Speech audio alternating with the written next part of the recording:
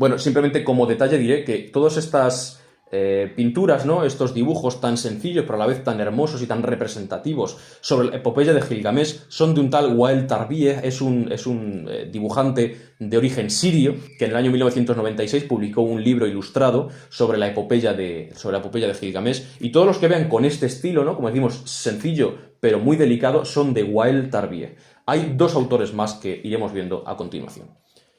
Cuando Enkidu, como hemos dicho, pasa de lo animal a lo completamente humano, a través del conocimiento de la mujer, a través del contacto con Shamhat, con la prostituta sagrada de Ishtar, se da cuenta de que no puede volver a su vida anterior. Una vida en la que era salvaje, no conocía los placeres de la civilización, pero una vida en la que era inocente y una vida en la que no tenía problemas, ni preocupaciones, ni responsabilidades. En el momento en que se une o se funde con la civilización humana, realmente comprende también las injusticias de esa civilización. Y se dice que mientras yacía aún con Shamhat, vio una comitiva pasar cerca de aquel bosque, ¿no? De aquella estepa, no sabemos exactamente cómo era el paraje, en la que se encontraban yaciendo. La comitiva era una comitiva nupcial, se dirigían hacia una boda que tenía lugar en Uruk, y se acercó Enkidu, ya que había comenzado a hablar, ¿no? Había comenzado a ser un ser humano, realmente, aunque conservaba algunos rasgos de ese salvajismo primigenio. Se acercó a la comitiva y les preguntó por qué, si iban de boda, tenían los rostros tan tristes, y les respondieron que, a pesar de que la celebración era algo feliz, bueno, pues el halo que envolvía a todo aquel momento realmente no lo era tanto, porque sabían que antes de que el encuentro feliz, también valga la redundancia, de los esposos se produjera en el lecho nupcial, llegaría Gilgamesh para reclamar su derecho de pernada. Como hemos dicho, cuando entra en contacto con la civilización es o empieza a ser consciente este Enkidu de las injusticias que existen en el seno de esta, y decide acabar con la injusticia de ese derecho de pernada que se toma el propio Gilgamesh. Al igual que iba destruyendo los lazos y las trampas, liberando a los animales de esos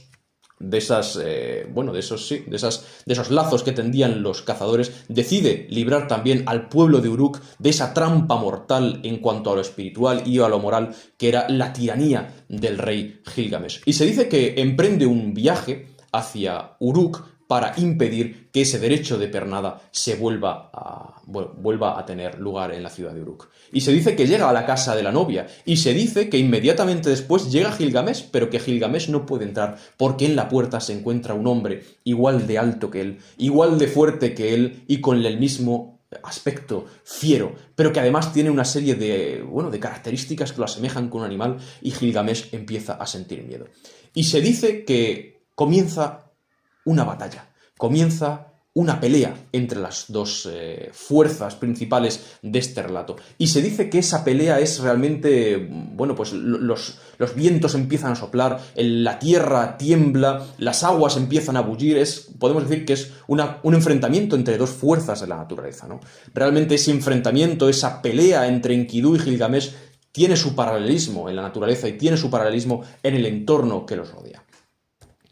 ¿Qué sucede después de esa lucha? ¿Qué sucede cuando el hombre bestia, que sigue conservando esas características, emprende la pelea con el tal rey, despótico, hemos dicho, Gilgamesh? Lo que sucede es que los dos acaban exhaustos. Se dice en algunas versiones que Gilgamesh logra someter ligeramente a Enkidu, y es consciente de que ha ganado, pero que ha ganado como podría haber perdido. Y realmente es la primera vez en la que Gilgamesh se da cuenta de que está frente a un igual. Está frente a un semejante en fuerza y en valor. Y eso le hace considerarlo positivamente. E inmediatamente después de esa pelea en la que prácticamente, pues como hemos dicho, el universo tiembla entero, esa lucha, esa enemistad, pasa inmediatamente a la amistad única y más profunda que tendrá Gilgamesh en su vida, con el hombre bestia, con Enkidu. Estos grabados que veremos a continuación son modernos, quiero decir, no son originales, pero están hechos a semejanza de esos grabados originales, ¿no? De esos relieves mesopotámicos, y los hizo el artista británico, si no recuerdo mal, Neil Dalrymple, y realmente son muy hermosos, ¿no? Porque recreando ese estilo mesopotámico antiguo nos cuenta la historia de Gilgamesh. Efectivamente, después de esa batalla cruenta, de esa batalla increíble en la que se enfrenta la naturaleza humana con la naturaleza animal, Gilgamesh termina considerando un igual y termina considerando prácticamente un hermano al tal Enkidu, al hombre bestia que había surgido de la nada del bosque y que le había impedido reclamar su derecho de pernada. Este es, mejor dicho, el tercer tipo de ilustración que vamos a ver. Es un estilo algo más infantil, es un estilo incluso más sencillo, ¿no?, que los de la primera parte. Es de un artista en concreto. Esta es una mujer que es, si no recuerdo mal, también estadounidense, y bueno, pues su nombre lo vemos abajo por si alguien quiere también adquirir o investigar sobre el libro que publicó sobre la vida de Gilgamesh, dibujadas las ilustraciones por ella misma. Inmediatamente después, justo cuando acaba esta pelea y comienza esa extraña amistad, ¿no?, al considerar un igual al hombre bestia, al considerar un igual al tal Enkidu, que se dice que incluso tenía cuernos y pelo por todo el cuerpo y que parecía más una bestia que un hombre, Gilgamesh se da cuenta de que aquel enfoque tan absolutamente opresor que tenía contra su pueblo tiene que ser reconvertido. Y se da cuenta de que sus 2/3 de Dios no tienen que enfocarse a la opresión del pueblo de Uruk, no tienen que enfocarse a dejar claro que él es superior a ellos, porque por naturaleza lo es, no tiene que demostrarlo. Y se da cuenta, al encontrar un igual, descubre al conocer a Enkidu, descubre al conocer a este ser ya casi civilizado, que su enfoque personal, que su lucha como rey consigo mismo no es la dominación de su pueblo, sino la persecución o la búsqueda, podemos decir, de la gloria eterna. Y se da cuenta de que es vulnerable, porque ha habido alguien que lo podría haber vencido realmente. Es un semejante en fuerza, en tamaño y en valor, como hemos dicho. Por tanto, también es consciente de que sus fuerzas tienen un límite. Empieza a ser consciente, por tanto, que quizá su vigor y quizá su vida tenga un límite, y que un día esta vida acabará. ¿Y qué será de esa vida y de ese recuerdo si no ha hecho nada digno de memoria, si no ha hecho nada digno de ser recordado por las generaciones futuras? Su nombre se desvanecerá en la nada y en la historia. Y a partir de este momento comienza una persecución en la que no sabemos muy bien por qué, ni el propio Gilgamesh tampoco lo sabe, de este Shumu, de esta gloria eterna, ¿no?, de esta gloria propia de las hazañas, de este renombre, de esta fama heroica. Algo comparable quizá al Pozos griego, ese Pozos que tanto se menciona por ejemplo, en la Anábasis de Alejandro Magno, ¿no?, o en los escritos en general de la vida de Alejandro, en el que se dice que, bueno, de repente se suele traducir como un vivo deseo. Ese vivo deseo que de repente siente Alejandro de entrar en Sigua, o de subir a tal punto, o de cruzar el Danubio, o de llegar siempre más lejos. Ese empuje del héroe por buscar un nombre eterno y un hueco en la fama y en los nombres grabados en la piedra de la historia, tiene un nombre mesopotámico, bueno, realmente en acadio, ¿no?, en las lenguas de la antigua Mesopotamia, que es el Shumu.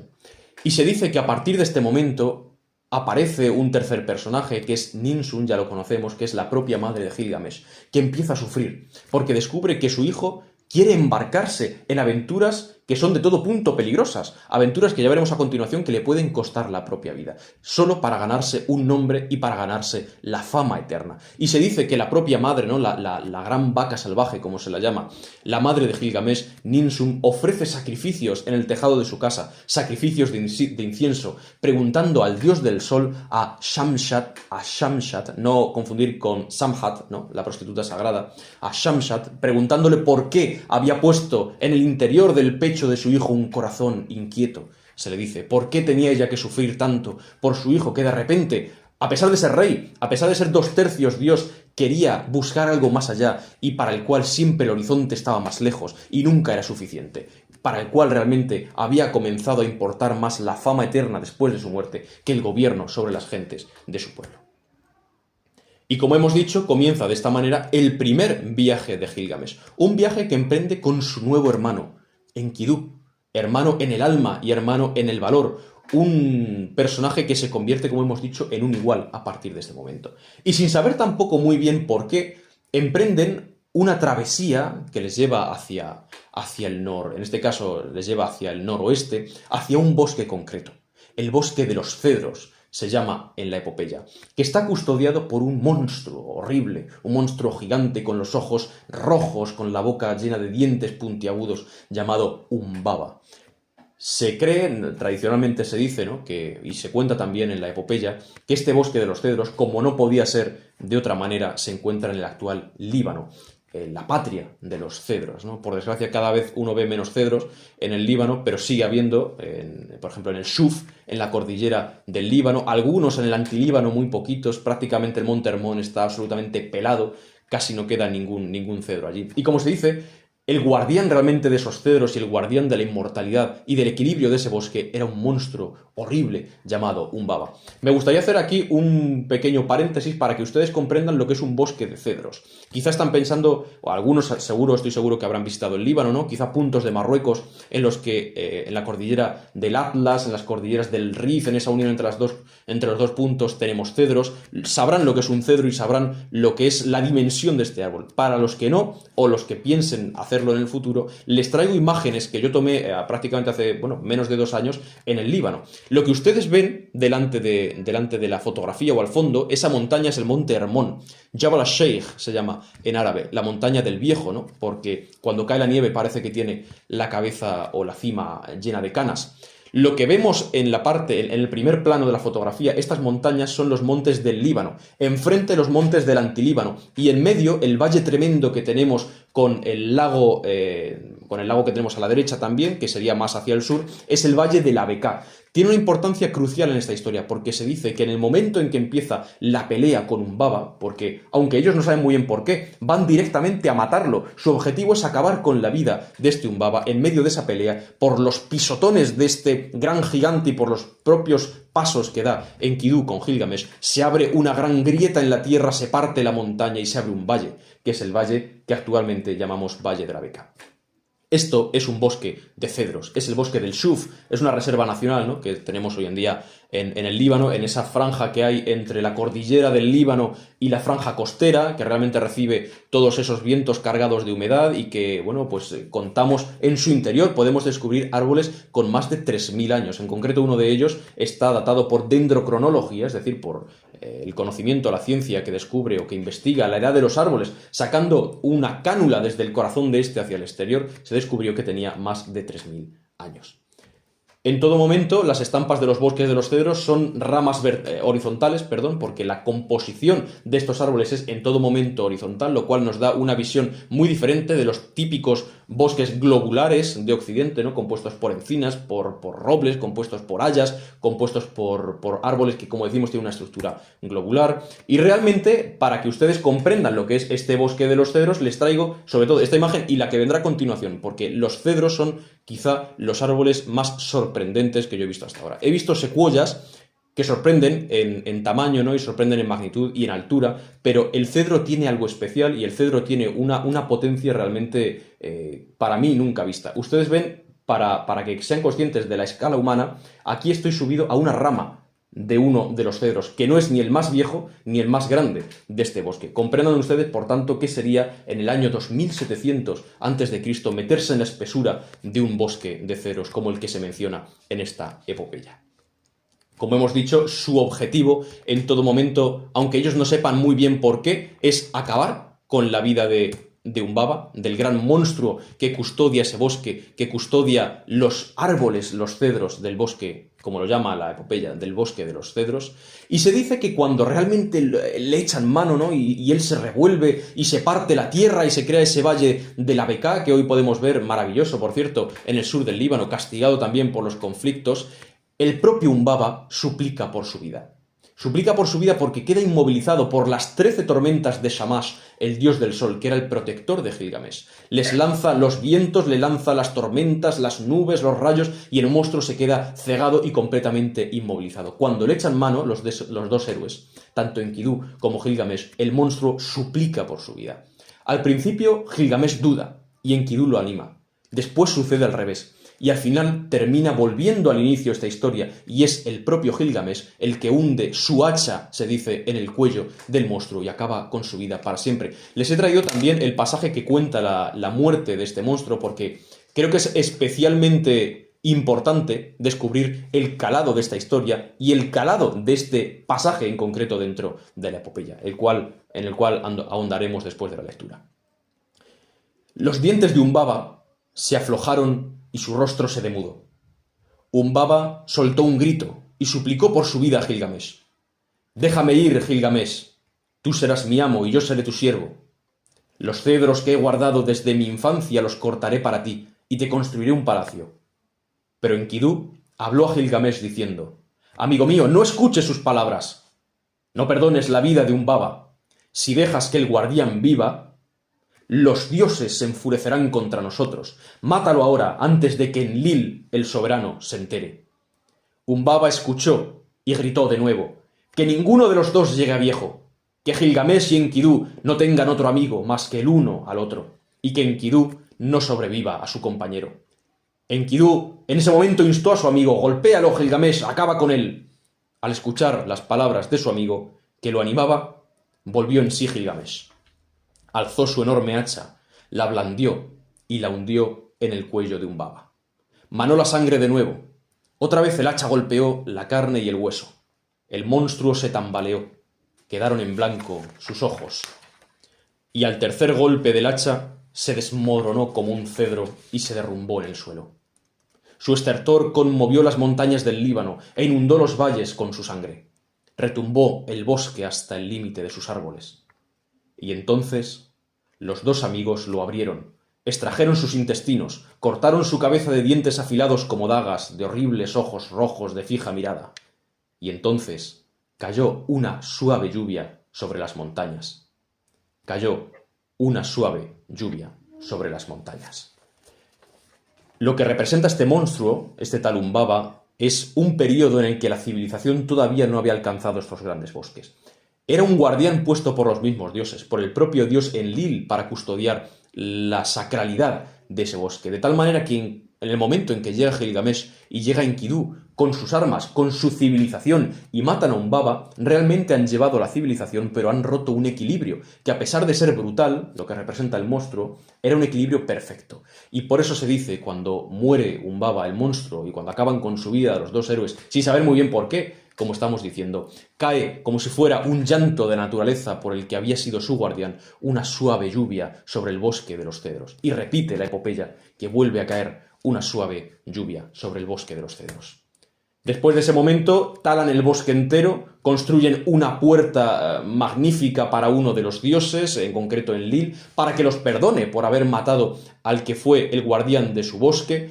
Enlil no consigue perdonarlos, guarda esa afrenta para siempre. Deciden con esos cedros hacer construcciones sin parangón hasta ese momento, pero como hemos dicho, rompen para siempre el equilibrio del bosque de los cedros.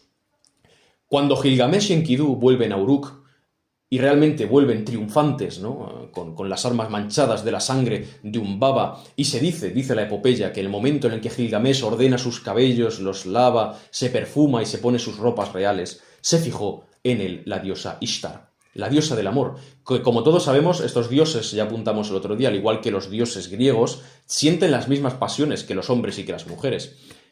Y digamos que comienza a sentir lo que cualquier mujer podría sentir, ¿no? Ante esa exhibición de poder, ante esa exhibición de gloria del propio rey Gilgamesh. Y se fija en él. Y podemos decir que comienza a enamorarse incluso de él. Y le confiesa ese amor que comienza a sentir. Y le ofrece matrimonio. Sin embargo, Gilgamesh, sin dudarlo un solo instante, y podemos decir que con muy buen juicio, rechaza rotundamente casarse o emparejarse con Ishtar. Y le recuerda todos los amantes que tuvo. Recordemos que es la diosa del amor y del goce físico. Le dice: te enamoraste del caballo y ahora el caballo lo único que tiene es fusta y espuela. Te enamoraste del jardinero de tu padre y después quedó convertido en un sapo lisiado. Te enamoraste de tal y cual, y le comienza a relatar una retahíla de los amantes que ha tenido, que han acabado en desgracia, ¿no? Porque bueno, ustedes saben que los dioses son inmortales. La diosa del amor siempre es hermosa, siempre es bella, nunca envejece, y su pareja pues corre el riesgo de ser reemplazado en el momento en que los primeros achaques aparezcan en su cuerpo. Y Gilgamesh rechaza rotundamente, como decimos, casarse con ella. Ishtar se siente afrentada, siente que su divinidad en cuanto a diosa del amor y de la seducción ha sido reducida. No surte tanto efecto como siempre lo había hecho, porque prefiere la gloria. Gilgamesh prefiere continuar con Enkidu, realizando esas hazañas y esas gestas, antes que yacer con una mujer, aunque sea una diosa. En ese momento, como hemos dicho, realmente sorprendida, la diosa del amor y del goce y de la guerra, se sube a las montañas de Uruk y comienza a maldecir a Gilgamesh y al propio Enkidu. Y les manda, le pide a su propio padre, el dios del cielo, Anu, les manda al toro celeste, les dice: Padre, por favor, he sido afrentada, mi poder de seducción ha sido mermado, manda contra Enkidu y Gilgamesh el toro celeste, que era, podemos decir, el arma de destrucción masiva, ¿no? En la mitología sumeria, en la mitología mesopotámica en general, que era un toro que se identifica con la constelación de Tauro, con los cuernos de Lapislázuli, que era un ser realmente que causaba muerte, destrucción y sequía a su paso. Se dice que cuando baja el toro celeste a la tierra, con el primero de sus pisadas y el primero de sus resoplidos, 100 hombres quedan sepultados. Con el segundo de sus resoplidos, 200 hombres fallecen. Y que cuando va a resoplar una tercera vez, Enkidu agarra a la bestia por la cola, Gilgamesh le agarra la cabeza y le hunde la espada en el cuello. Acaba, como había acabado con la vida de Humbaba, acaban con la vida del toro celeste. Vemos aquí una imagen de un sello acadio, ¿no? de la diosa Ishtar, esta diosa del amor, dominando a las bestias, dominando a los leones, como una mujer poderosa y una mujer en todo momento, pues, con esa fuerza que da la seducción. En el momento en que acaban con la vida del toro celeste y además sin ayuda, porque no olvidemos que para la muerte de Humbaba contaron con la ayuda de Shamash, del dios del sol, que le manda las 13 tormentas, ¿no? Y ciega a Humbaba y colabora con ellos. Pero en el momento en el que acaban con la vida del toro celeste, que había acabado en 2 segundos prácticamente con la vida de 300 hombres, acaban con sus propias manos, queda Gilgamesh y queda Enkidu, en cierto modo, podemos decir, inundados por lo que un griego llamaría hibris. Son comparables a los dioses. No necesitan a los dioses para hacer gestas incomparables, para acabar con la vida de una constelación entera, ¿no? que amenazaba con exterminar la humanidad. No necesitan pedirle ayuda a los dioses, y si los dioses colaboran con ellos, muy bien, y si no, pues seguirán su camino. De tal manera que esta actitud no pasa desapercibida ante los dioses del panteón sumerio, en este caso, es una leyenda sumeria, como hemos dicho desde el primer momento, que, por cierto, el nombre de Gilgamesh en el original sumerio no es Gilgamesh, sino que es Bilgamesh, pero que posteriormente en la versión acadia cambia su nombre. Pues como decimos, estos dioses, esta arrogancia tremenda que empiezan a sentir, la toman como una afrenta personal. Y vuelve a aparecer la diosa Ishtar sobre las murallas de Uruk y vuelve a maldecir a los dos amigos, a Gilgamesh y a Enkidu, por haber matado a su arma definitiva, por haber acabado con el toro celeste. Y no se le ocurre a Enkidu mejor cosa que seguir afrentándola e insultarla, y además insultarla de un modo burdo, ¿no? Con insultos casi tabernarios, podríamos decir. Lo que hace Enkidu es tomar el cadáver del toro celeste, cortar uno de sus muslos y tirárselo a la cara a la diosa del amor. Recordamos, por tanto, en este momento uno de los pasajes de la Odisea, cuando Ulises, que lo veremos dentro de muy poco también, llega a su casa, llega finalmente a Ítaca y se encuentra a los pretendientes. Un gesto que uno de los pretendientes hace, que conservamos su nombre, Tesipo de Same, es precisamente este. Como desprecio, le lanza un hueso de la pata de un toro. Por lo tanto, está equiparándolo con las sobras, está comparándolo con un despojo de la comida y haciéndolo semejante a tal. Es decir, la afrenta es definitiva y completa en el caso de un hombre, en el caso de un héroe, cuanto más en el caso de una diosa y de la diosa del amor y de la seducción. A partir de este momento, la vida de Enkidu y la vida de Gilgamesh comienza a eclipsarse, porque los dioses terminan decidiendo que uno de los dos, a causa de esa hibris, a causa de ese orgullo que no ha pasado desapercibido a sus ojos y a sus sentidos no sobrenaturales, porque estos dioses no son sobrenaturales, pero sí a sus sentidos sobrehumanos, uno de los dos, como decimos, debe morir. Y a partir de este momento, inundados de ese orgullo, inundados de esa hibris por haber matado al monstruo Humbaba, por haber acabado con la vida del toro celeste, por haber salvado a Uruk, unidos en ese vínculo increíble que no conocían hasta ese momento de la amistad verdadera y profunda, se dice que una serie de sueños comienzan a asediar el subconsciente del propio Enkidu. Enkidu tiene unas visiones en sueños, en 2 ocasiones sobre todo, y la primera de las visiones es que ve a la asamblea de los dioses. Ve a todos los dioses del panteón reunidos, hablando sobre Gilgamesh y sobre Enkidu, y diciendo que uno de los dos definitivamente tiene que pagar esa afrenta que le han hecho a Ishtar y que le han hecho en general a los dioses por esa hibris, muriendo. Y se dice que Shamash, el dios del sol, protege a en principio a Gilgamesh, ¿no? Y a su amigo también, diciendo que no son del todo responsables de la muerte de Humbaba y de la destrucción del bosque de los cedros, porque él mismo colaboró con ellos, y que el propio dios Enlil se enfada con este dios Shamash, el dios del sol, y le dice que es un colaboracionista de los humanos, que se ha convertido en la misma escoria de arcilla que son los hombres. Y efectivamente esa reunión, ese sueño, que al fin y al cabo es una visión de esa reunión divina, termina con la resolución de acabar con la vida de uno de los dos amigos. El gran descubrimiento que tiene Gilgamesh, o que realiza Gilgamesh a partir de este punto, es que su amigo va a morir. Su amigo va a morir y que, podemos decir, como todos los hombres, en cuanto a que él es mortal y finito, Enkidu, él mismo, Gilgamesh, a pesar de ser vigoroso, de ser poderoso, de tener esa parte divina, un día también morirá. Y empieza a tener una crisis existencialista en la que busca sobre todo el sentido de la vida y busca el secreto de la inmortalidad. Sin embargo, antes de que la muerte terrible de Enkidu, que destroza por dentro al propio Gilgamesh, se produzca, Enkidu tiene un segundo sueño. Y ve a todos los hombres que han vivido en la tierra, a los hombres grandes, ¿no? A los reyes, a los sacerdotes, a los héroes en el inframundo.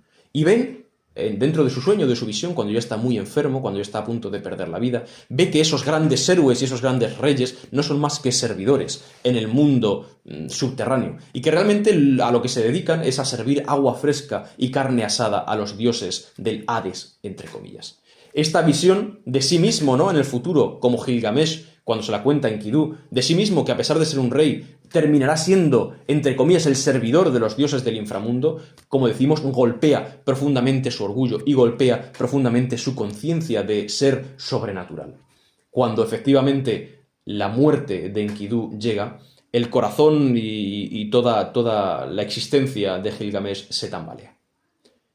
Por primera vez había descubierto que tenía un igual, por primera vez había comenzado a amar a un semejante, y justo cuando esa unión había alcanzado su punto álgido, había alcanzado su punto de unión perfecta, uno de los dos pierde la vida.